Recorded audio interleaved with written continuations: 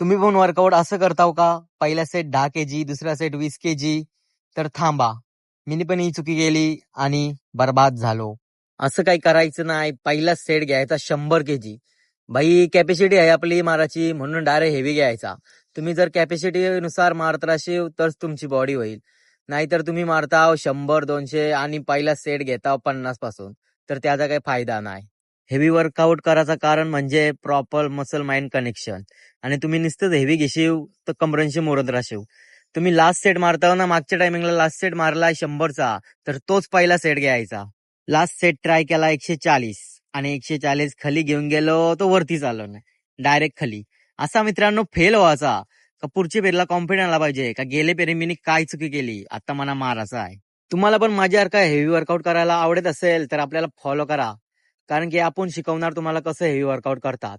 पहिला set leg प्रेसला भरलाय 200 आणि 200 एकदम स्मूथ मारलाय, बोले अजून वेट वाढवायला लागेलच. लास्ट सेट भरला 380 आणि नाही जाय तरी मारला, कारण की काय खाज आहे आपल्याला. पुढच्या बेरी हा एकदम फुल रेंज मध्ये मारायचा आहे. आता हाफ रेंज मध्ये मारलाय, पुढच्या बेरी फुल रेंज. म्हणून पहिले कॉन्फिडंट ठेवायचा का मी मारू शकतो. तुम्ही जेवढं स्वतःच्या मनाला सांगाल ना का मी करू शकतो, तेवढं सक्सेसफुल लवकर मिळेल. कारण की स्वतःचं मन आहे ना एवढा स्ट्रॉंग आहे ना, कोणूच हरवू शकत नाही. लगेच आलो लेग कलचे 3 सेट केले, 12-15 रिपिटेशन. पुढचा सेट घेतला लेग एक्सटेन्शन, याचे 3 सेट केले, 12-15 रिपिटेशन. आणि वेटिंग होती 10 जण वेटिंगला एका मशीनीवर. कधी पालेल ना कधी नाही, म्हणून याचे 3 सेट केले पटापट आणि खंपवला. लगेच आलो हॅमस्ट्रिंग करा. हॅमस्ट्रिंग साठी पहिला सेट घेतला स्ट्रीप लेग डंबल डेडलिफ्ट असं काहीतरी नाव आहे.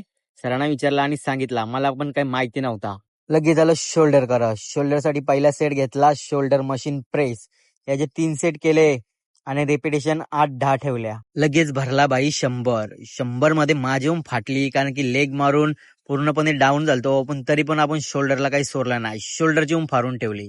लगेच पुढचा सेट घेतला फ्रंट ट्रेच डंबल कर्ल आणि लॅटरायजेस, याचे ड्रॉप सेट केले 3 सेट, 8-10 रिपिटेशन ठेवले आणि मार केला आणि शोल्डर दुखत होते ना, बोलूनच फायदा नाही. पुढचा सेट घेतला लॅटरायजेस मशीन आणि शोल्डरची इथं बांगडी झाली ना, अशी फाटलेली ना, इथं फक्त 2च सेट केले आणि 20-20 रिपिटेशन ठेवल्या.